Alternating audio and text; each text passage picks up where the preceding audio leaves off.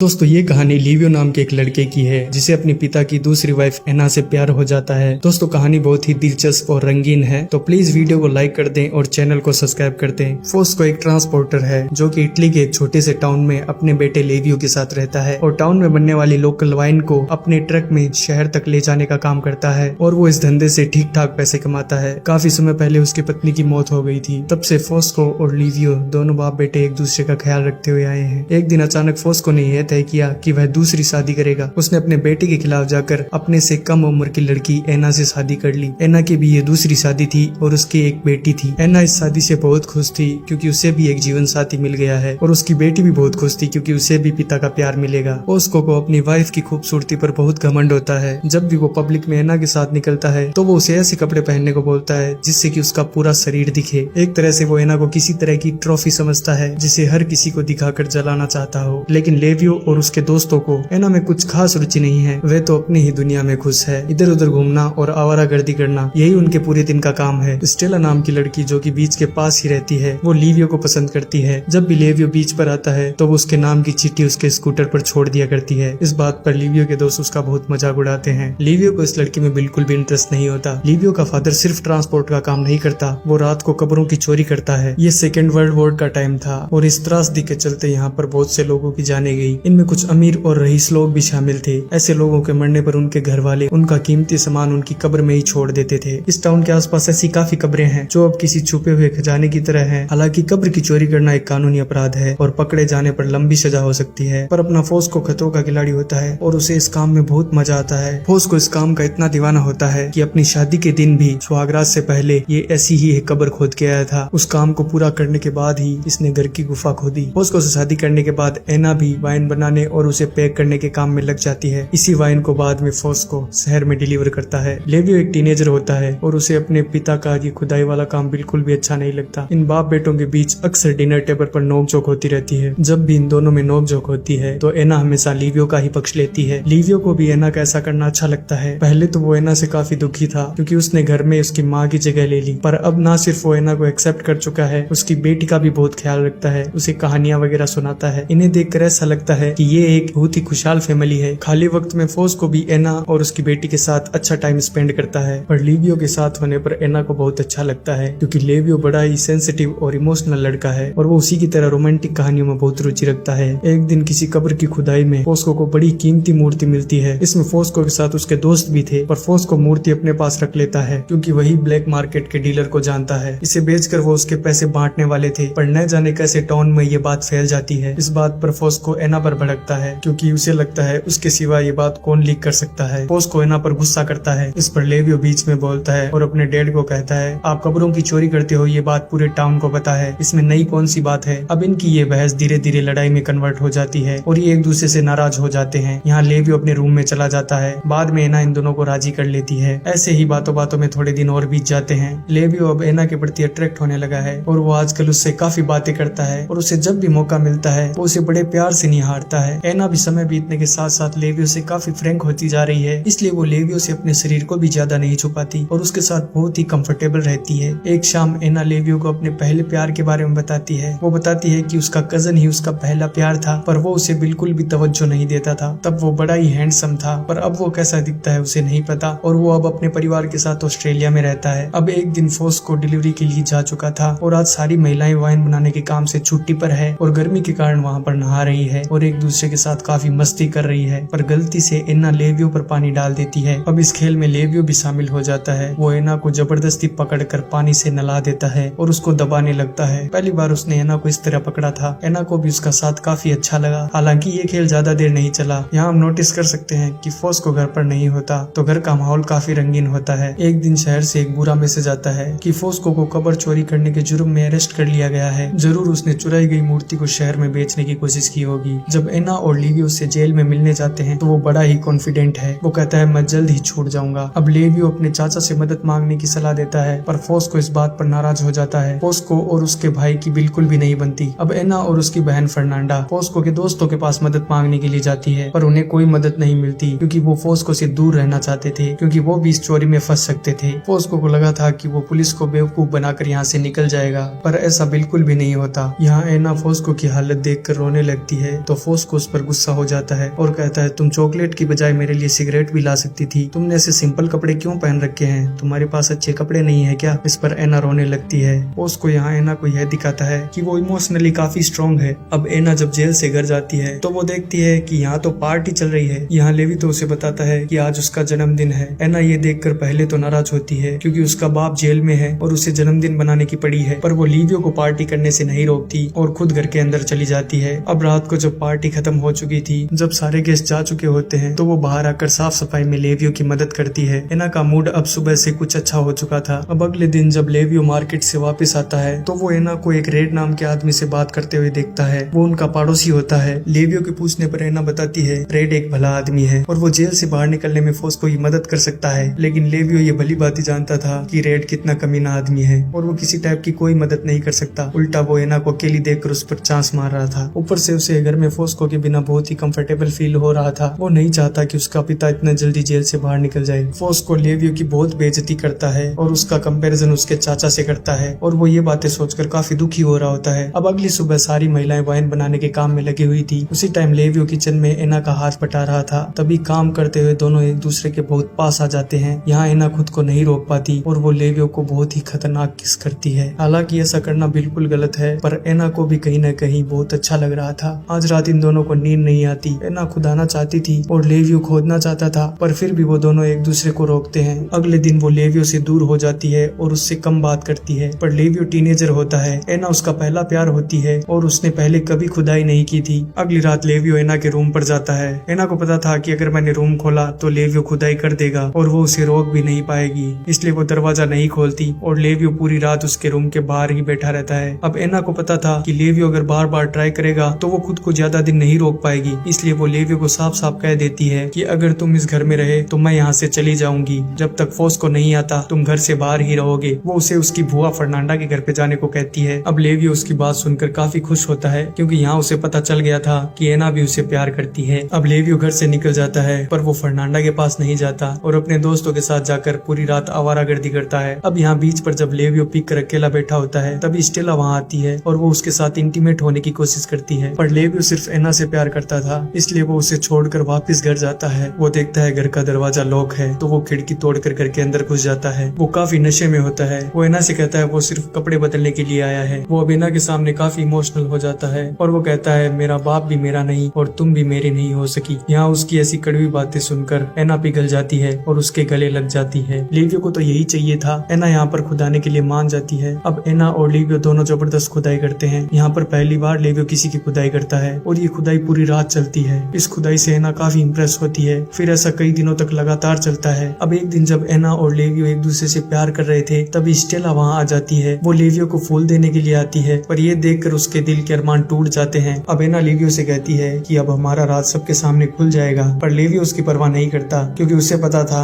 कि कोई उसकी बात नहीं मानेगा और वो दोनों अपना कांड कंटिन्यू रखते हैं। आज फोस्को जेल से छूटने वाला था। इस बात को सुनकर एना को बहुत घबराहट होती है। इसी के चलते वो फोस्को की बहन फर्नांडा को सब कुछ सच सच बता देती है जो उसके और लेवियो के बीच चल रहा है और वो इस बारे में बहुत शर्मिंदा है। वो जब तक ये बात फोस्को को नहीं बताएगी तब तक उसे चैन नहीं मिलेगा। फर्नांडा बहुत नाराज होती है, फिर भी वो उसे ऐसा करने से मना करती है क्योंकि फोस्को को बताने पर उसकी और लेवियो दोनों की जिंदगी बर्बाद हो जाएगी। वो उसे कहती है ये बात तुम फोस्को को बिल्कुल भी मत बताना और आगे से इस बात का जिक्र किसी के भी सामने मत करना। अब जेल से निकलने के बाद फोस्को सीधा समुद्र के किनारे जाता है क्योंकि आज उसने बहुत दिन बाद ताजी हवा महसूस की है। तभी हमें यहाँ स्टेला दिखाई जाती है जो कि फोस्को को कुछ बताना चाहती थी। अब फोस्को को उसने कुछ बताया या नहीं ये तो हमें दिखाया नहीं जाता, पर अगले सीन में हम फोस्को को उसकी वेलकम पार्टी में देखते हैं जहाँ पर ये सारा अरेंजमेंट एना ने किया था। अब हम देख सकते हैं कि एना और लिवियो एक दूसरे के लिए तड़प रहे थे और वो अब कुछ नहीं कर सकते थे। अब घर में फोस्को का एना के प्रति व्यवहार देखकर हमें ऐसा लगता है जैसे कि वो सब कुछ जानता हो, पर थोड़े दिन बाद हमें पता चलता है कि उस दिन स्टेला ने उसे कुछ नहीं बताया था क्योंकि वो लेवियो से प्यार करती थी। एना को भी लिवियो के साथ प्यार हो गया था, पर एना अपनी पत्नी धर्म से बंधी हुई थी। फोस्को के जेल से घर आने के बाद एना ने लेवियो से फिर कभी खुदाई नहीं करवाई। अब कुछ टाइम बाद लेवियो फौज ज्वाइन कर लेता है और घर से कहीं दूर चला जाता है। बाद में उसकी शादी एक खूबसूरत लड़की एंटोला से तय कर दी जाती है। अब ये फैमिली फिर से एक हैप्पी फैमिली बन चुकी है और इसी विश्वास के साथ हम ये मूवी समाप्त करते हैं कि अब एना और लेवियो के बीच कभी खुदाई नहीं होगी और आगे अगर कभी खुदाई होगी तो हम वीडियो जरूर बनाएंगे। मिलते हैं नेक्स्ट वीडियो में, तब तक के लिए धन्यवाद।